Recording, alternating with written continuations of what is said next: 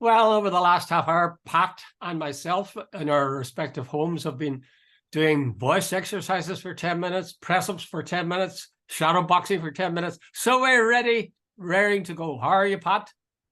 Fresh for the fight? Graduate, fresh from the fight. I was up in the doctors this morning, and what do you call the wee girl took enough blood out of me to sort of feed a wee village. Do you remember what was his name? He did that thing and he donated blood and he said, "Oh, that's nearly an armful you've taken from me." What is a British comedian? Can't think who is. Anyway, let's get down to brass tacks. The Late Late Show, we talked about it in advance last Friday. Now it has transpired, and they're still talking about it. I was listening to, although not understanding much of, Radio na Gaeltachta, and they were talking about the performance of Patrick Keelty. So what did you think yourself of the show overall, and Keelty in particular? Someone, I thought he did well. I thought he did very well, actually. Jude, it was a baptism of fire. Like, he was coming in there, with a right. First of all, he's only only the fourth host in 61 years or something.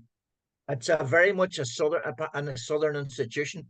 The controversy in regard to Ryan Tuberty and the whole RT thing, coming in against that background, and he's from the north, and I think there's a sort of cohort of people down south just wanted him to fall on his face.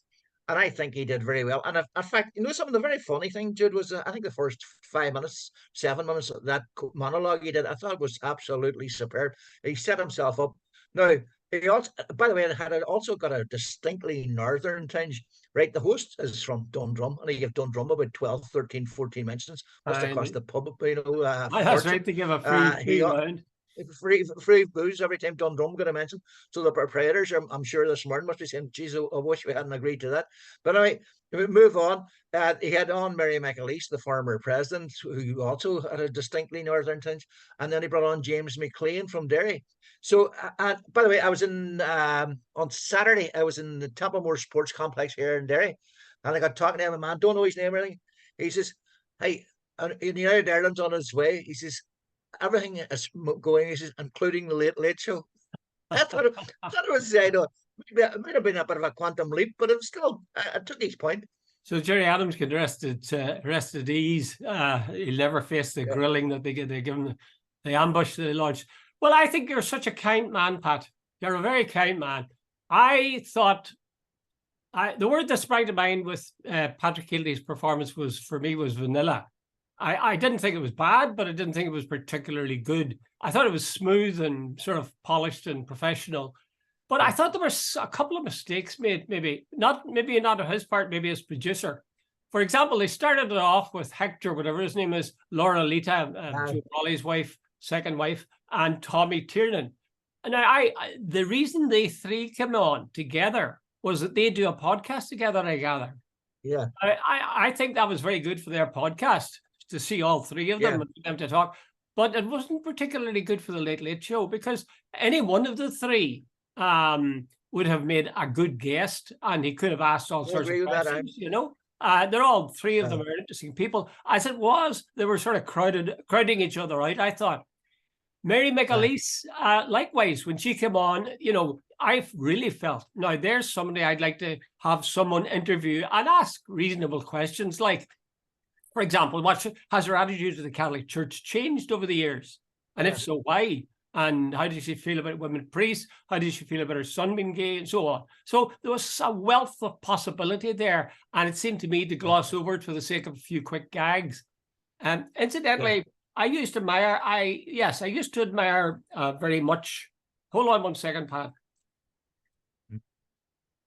I used to admire Mary McAleese a great deal, but in recent times, I find she's become, I don't know what you would call it, sort of slap people on the back and say, how are you? Or maybe I'm thinking of that famous wow moment when Her Majesty spoke a few words of Irish.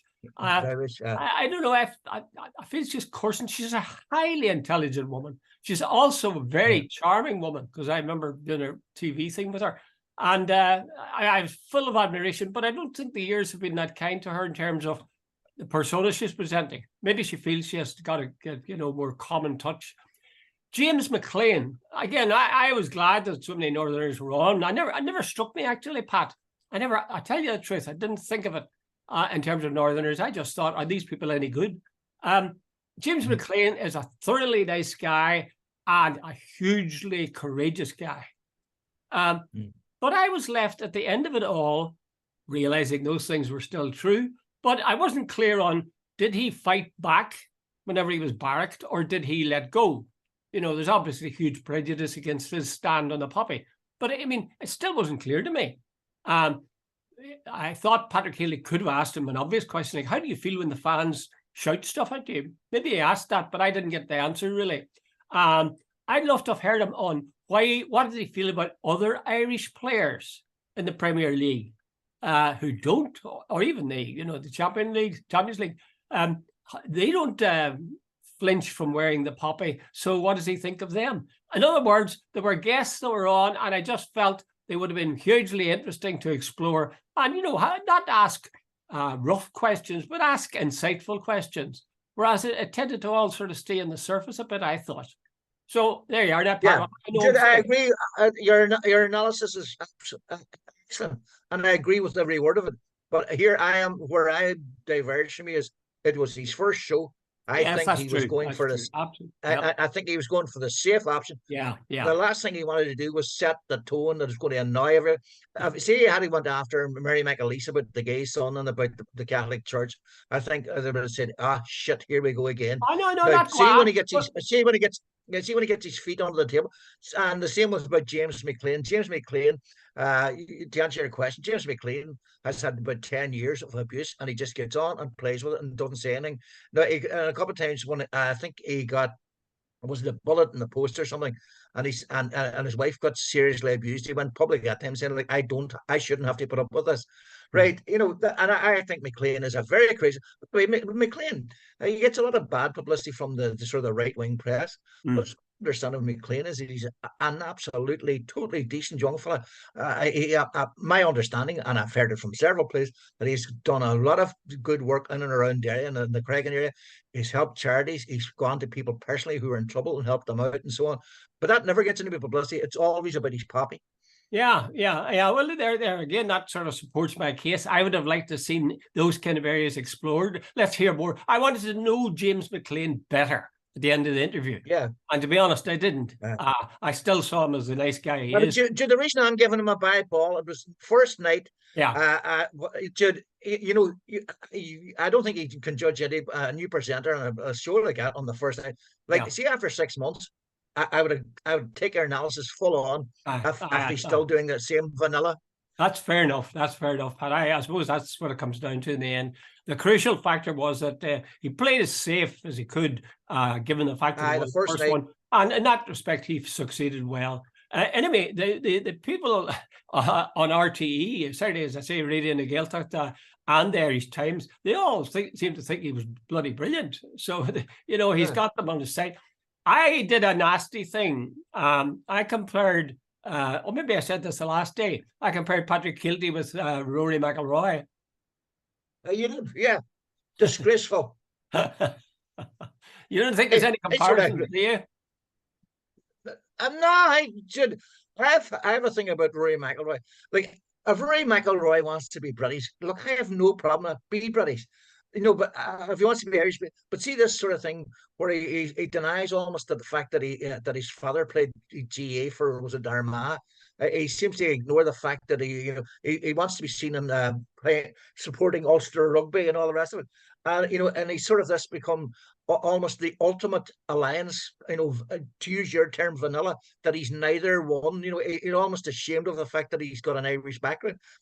That pisses me off big time. You should never be ashamed or deny where you come from. Well, just as a final parting shot, so to speak, Patrick Kilty is on the record as saying, there is a part of me that's British. Yeah. Did you know that?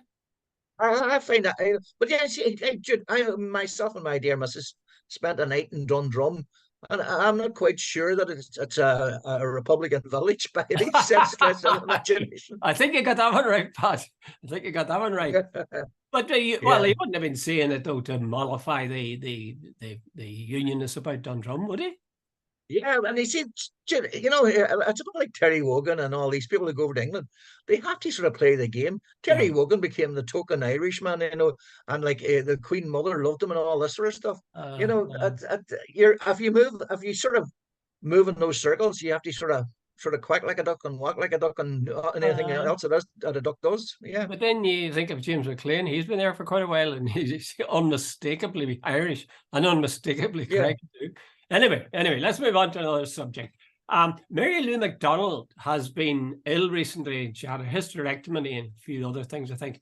Now, will Sinn Féin benefit from the fact that she was away and is now back? Or will they be seen as weakened? That here we have this woman who was such an important leader for this party in the South, particularly. And here's her health now. You know, people are asking questions about her health. So do you think this is going to damage her? It's hard to, but Jude, I don't know if this is true. There was a lot of sniping going on in the background that she went and got private treatment, all the rest of it. But I've been told since that she actually went to Rotunda, which is a public hospital. But I'm not sure about all that. So, but you know the usual, the West Brigades come out and yeah, you know. Anyway, that's the first thing.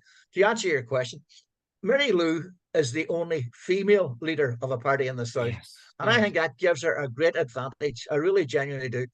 She's articulate and you know, and there's this niceness to her as well. She was on the other day, I think, with Mary Wilson, and Mary Wilson said, you know, I believe you've had surgery, and she says, you know, on air, she says, thank you very much for asking. Big deal, but there was a bit of sort of finesse there and a bit of sort of you know, kindness to say thank you for asking. Oh yeah, Now, she's you know, and it's a very clever. And I don't know, even though I don't mean it's insincere, but you know, I don't think a male would have done the same. You know, she's got that wee touch. Now, I think being a woman is a big advantage for Mary Lou, and you know, all the other guys are in suits, and there's Mary Lou coming at them, and I think it's, you know, I have the opinion that Mary Lou is actually, being a woman, is a big advantage for Sinn Féin right now, because by the way, it blunts the image of all the hard men that they've had for years. That's right. That's right.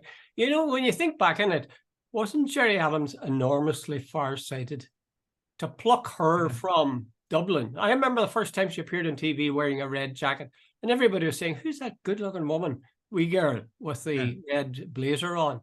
You know, she had very little political experience, and yet Gerry Adams spotted something there. And by God, you know, you'll find people now who will say, I wouldn't go that far, but you'll find people who would say, if Sinn Féin didn't have Mary Lou as their leader, they would be lost. That she's such an effective speaker. Yeah, she's very, very. And this is Gertie Famur, by the way, who's written a book. I think it's called The Long Game, Sinn Féin, The Long Game. Yeah. She's claiming I haven't read it, so I can't really talk about it. But anyway, she says that Mary Lou goes bananas about the claim that the boys in the back rooms in Belfast are still running Sinn Féin. She detests that. It's simply not true. You know, but you know, none of the people will believe anything. They'll believe that as well.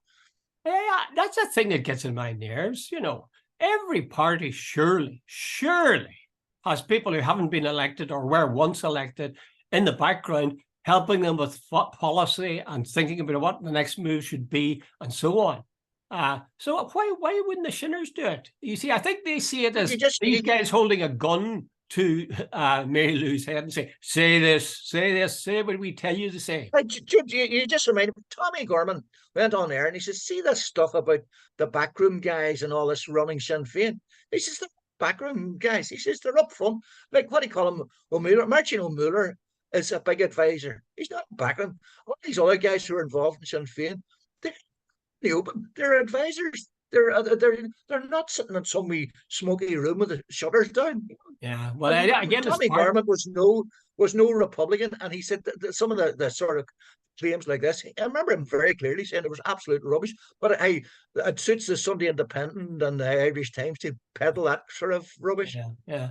Well, sort of moving a little bit sideways, Pat. There's an article by Patrick Murphy in the Irish News, and he starts it with the interesting question: how long do you think Leo Varadkar will live? He says not that he's sick. He's taking that from you. Not that he's sick, but that he said he expected in United Ireland said his lifetime. He also then goes on to say that Sinn Féin, presumably this was a twinkle in his eye. He said Sinn Féin, they expect United Ireland within a fortnight, which is a bit sort of silly, I think, really. Anyway, the core point he makes, and I think this is worth making, is that a new Ireland will require unity with unionists. After all, republicanism is Catholic, Protestant, and dissenter. So if he's saying you've got to have the goodwill and even the support of the unionists. It's not good enough to say we will have a majority or a handsome majority. You can't leave these people out if you're a Republican. Yeah, absolutely. And I don't think anybody's talking about it. But he says, I read the article, Jude, I've got to be honest, Jude, I thought it was a crap article. I really genuinely did. What did you not like about it? And he said Leo Varadkar describes the unionists as British. It's not Leo Varadkar described them as British. They describe themselves as British.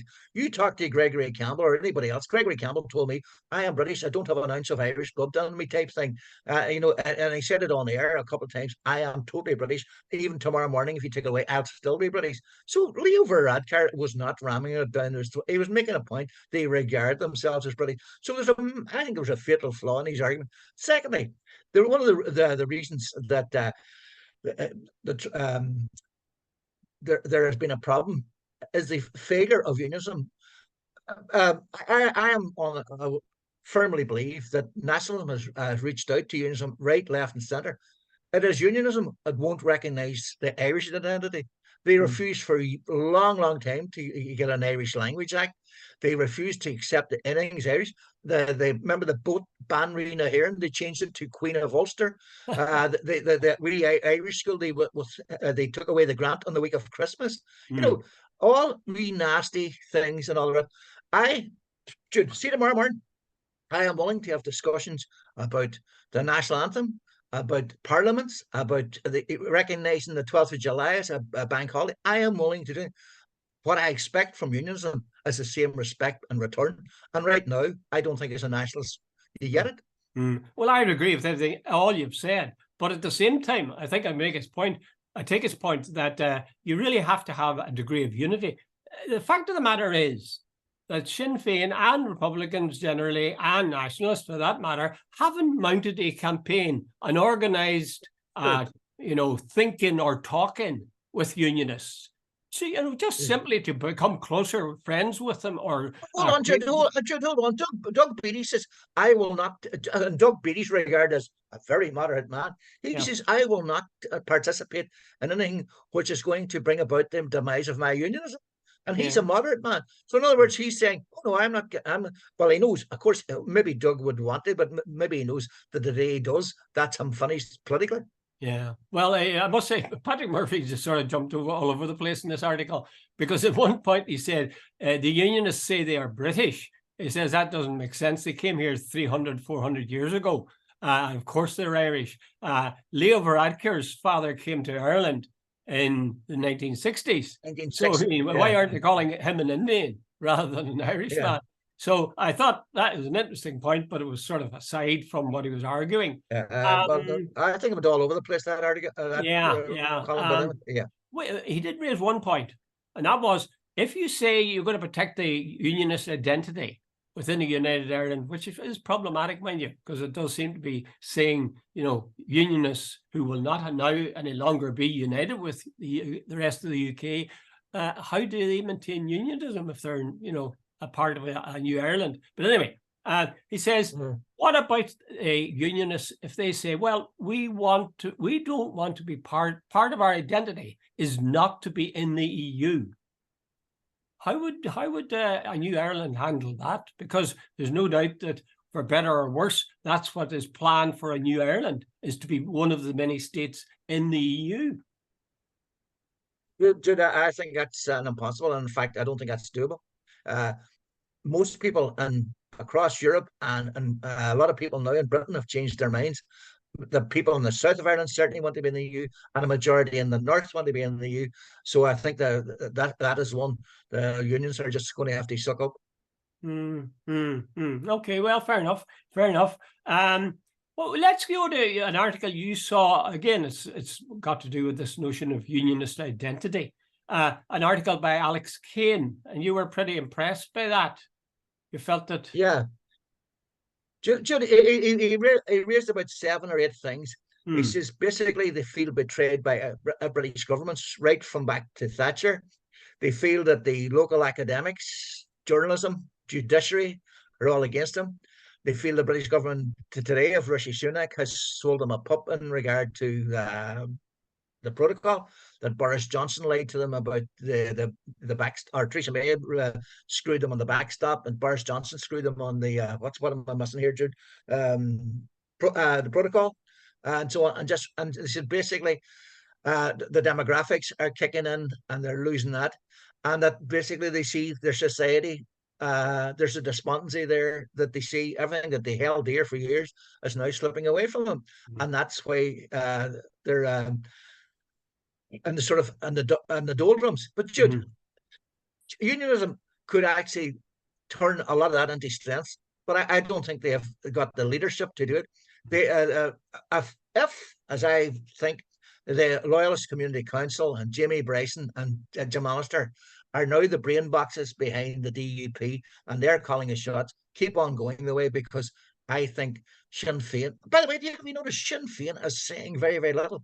They are almost letting the unions destroy themselves. They don't have to say. Jude, and by the way, go on address that, because I have noticed Sinn Féin is saying next to nothing. They're rarely coming out. All they do is meet a British minister and say we want Stormont back. But that's it. They're letting the unions. Everybody's sitting back. The health queues are getting worse. The cost of living is a disaster. The schools are crumbling. The budgets every which way are a disaster. And Sinn Féin don't have to do a thing. Well, it's the old thing about not interrupting your enemy when he's making a mistake. The thing that in that article, I think it was that article by Alex Kane, the thing that caught my eye was that he said explicitly that a united Ireland is now inevitable. Because I never read him saying that before.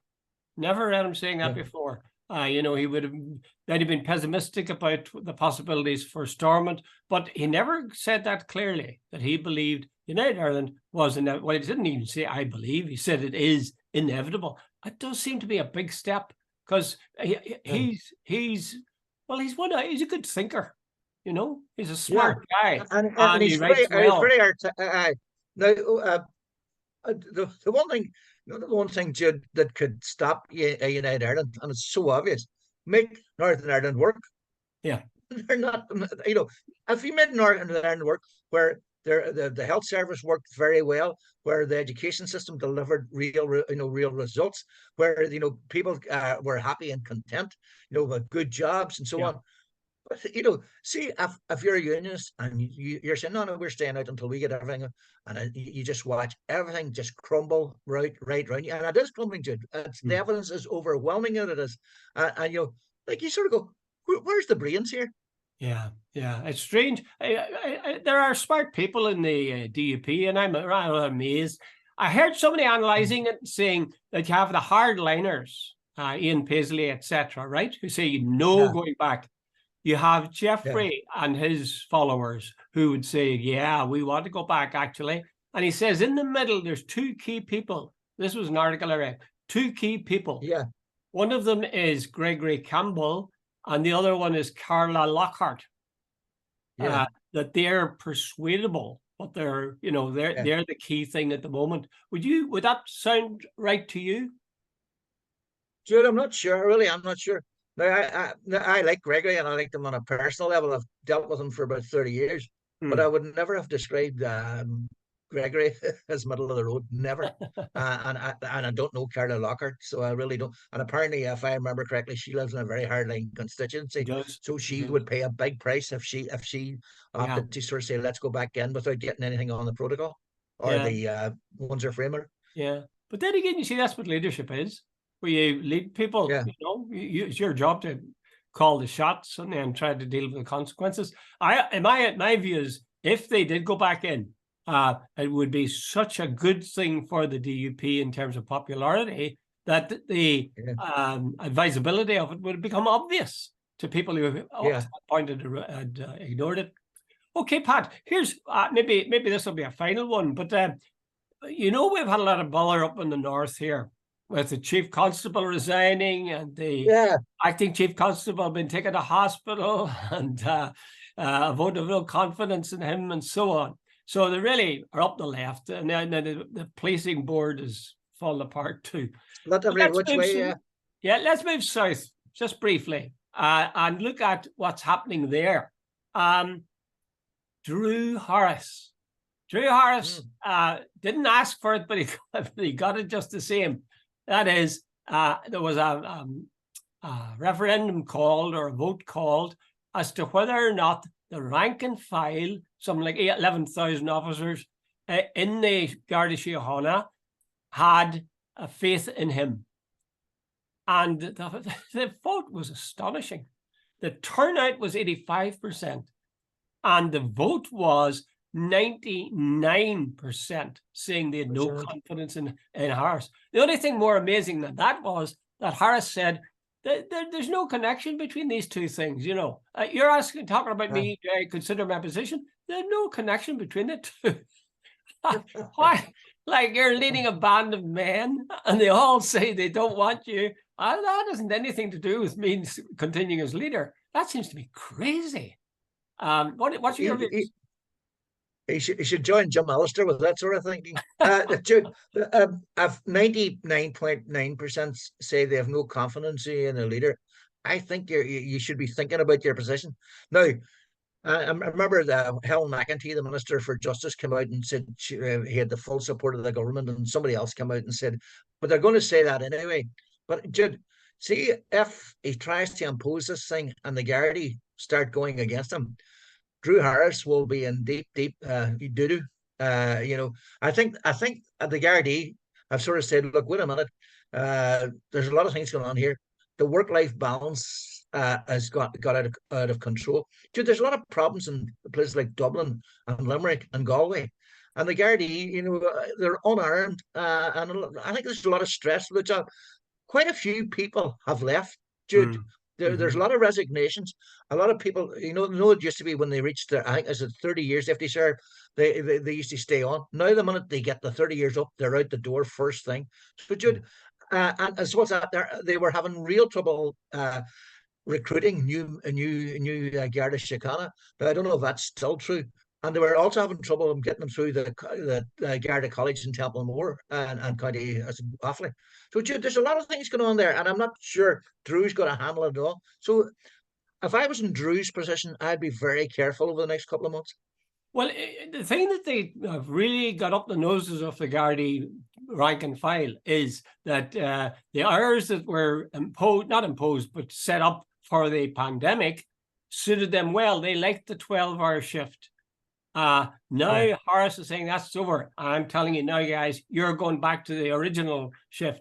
And that's vastly unpopular. So as I say, if you've got a leader who's got 99% of his followers who have no confidence in him, it's hard to see how he'd survive. The thing is this: if Drew Harris was forced to resign because of this, and it seems difficult to see how he'd survive, I find myself thinking of Al Capone. Al Capone, as you know, was a leading mobster in Chicago. And I mean, he was involved in all sorts of gangland stuff. And what did he go to jail for? His tax evasion. His tax evasion. So that was the thing they got him on. Now, Drew Harris is an interesting man, but his background is as an RUC man. His father was killed by the IRA, who was also an RUC man.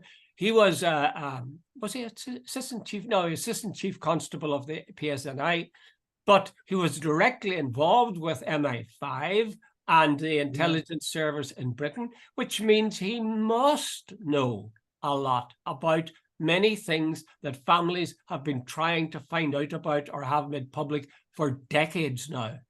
So when you see families being interviewed about what they think of the legacy bill, think who knows the answer to that. And the truth is, he might not know it all, but he knows enough. So it would be ironic if a man who would have that background, who might even have information about the Monaghan Dublin bombs, that he would then be, perhaps his career would perish because he was trying to organize the shifts with the Gardaí.